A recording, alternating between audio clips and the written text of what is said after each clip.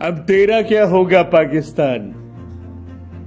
अगर गब्बर जिंदा होता तो शायद यही सवाल पूछता जय शाह साहब के प्रेसिडेंट बनने के बाद। भाई साहब, इंटरनेशनल क्रिकेट काउंसिल यानी आईसीसी के चेयरपर्सन जय शाह बन गए और जैसे ही जय शाह प्रेसिडेंट बने, आईसीसी की तरफ से ये इंफॉर्मेशन निकल कर आई कि 1 दिसंबर 2024 से उनका कार्यकाल शुरू हो गया और पहला असाइनमेंट चैंपियंस ट्रॉफी 2025 है। तो मानो शोले के गब्बर ने धीरे से कहा हो, अब तेरा क्या होगा पाकिस्तान। हाँ, क्योंकि जय शाह जो है वो अमित शाह साहब के पुत्र बीजेपी सरकार। और अब चैंपियंस ट्रॉफी का भविष्य पर जो फाइनल सिग्नेचर होगा वो होगा जय शाह की तरफ से। इससे पहले न्यूजीलैंड के ग्रेग बार्कले साहब थे, 36 साल के जय शाह ने अब उनको रिप्लेस किया है। 5th इंडियन है। जगमोहन डालमिया, शरद पवार, काफी लोग रह चुके हैं। श्रीनिवासन साहब जो उस पोजीशन पर रहे हैं। लेकिन जय शाह अलग मिजाज के व्यक्ति हैं। जय शाह को हमने देखा है कि कैसे एशिया कप जो था वो चेंज करवा दिया था, श्रीलंका में करवा दिया था। और इसीलिए यह सवाल उठ रहा है कि क्या भाई साहब यहां भी कहानी पलटेगी, पाकिस्तान की परेशानी बढ़ेगी, चैंपियंस ट्रॉफी पर पाकिस्तान की शर्तें नहीं मानी जाएंगी। सोर्सेस जो खबरें दे रहे हैं वो तो यही है कि भाई साहब पाकिस्तान को परेशान किया जाएगा। पाकिस्तान को परेशान इनफैक्ट किया जा रहा है। सारे क्रिकेट बोर्ड ने साथ ने कह दिया है कि they are ready for hybrid model.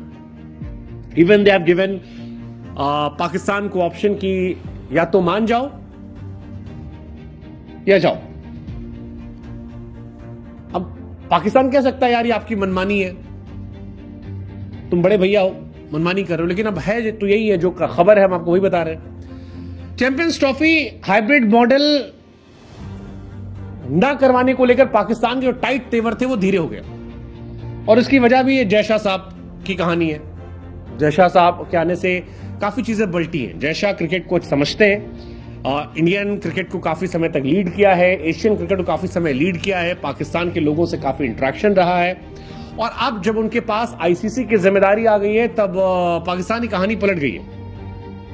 खबर आई है कि पाकिस्तान अब सुर बदल रहा है और कह रहा है कि ठीक है भाई साहब, आप दुबई में करा लो ग्रुप स्टेज, सेमीफाइनल, फाइनल अगर वो पहुंचते हैं तो। अगर इंडिया हार जाती है तो देखा जाएगा, लेकिन अगर आप जीतते हो तो ठीक है, आपके सारे नॉकआउट मैचेस हम दुबई में करा देंगे। दूसरी शर्त यह है कि लाहौर को बैकअप होस्टिंग के तौर पर रखा गया। यानी अगर इंडियन टीम जो है ग्रुप स्टेज से बाहर हो जाती है और नॉकआउट में नहीं पहुंचती है तो फिर सेमीफाइनल या फाइनल जो है वो किसी भी सिचुएशन में पाकिस्तान में किया जाएगा।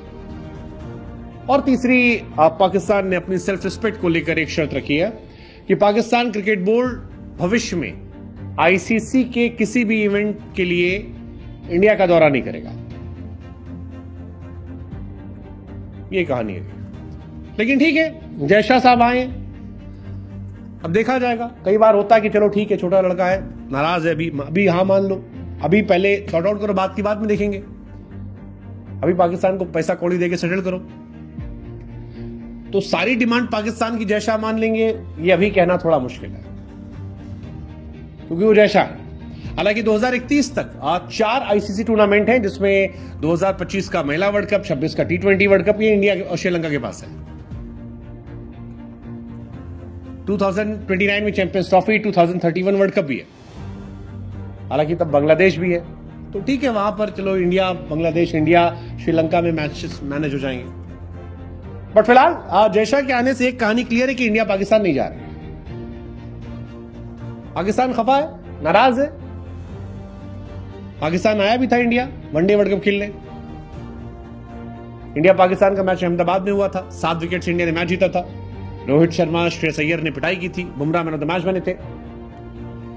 2008 में आखिरी बार इंडिया गई थी पाकिस्तान, 3 टेस्ट मैच की सीरीज थी। 2013 में बायलैटरल खेलने पाकिस्तान आया था, 3 वनडे 2 T20 मैच। उसके बाद एक T20 वर्ल्ड कप खेलने आया था। लेकिन अब इंडिया का दबदबा वर्ल्ड क्रिकेट में है। आईसीसी चीफ का पद इंडिया के पास है। जगमोहन डालमिया शरद पवार, श्रीनिवासन, शशांक मनोहर के बाद 5th आईसीसी प्रेसिडेंट है। और जैसे ही प्रेसिडेंट बने हैं, इंडियन क्रिकेट फैंस कह रहे हैं दबदबा था, दबदबा है, दबदबा रहेगा, इंडिया रह जाएगा। आपको लगता है जयशाह के आने से कुछ फर्क पड़ेगा? लगता तो यार, पैसा बहुत स्ट्रांग चीज होती है।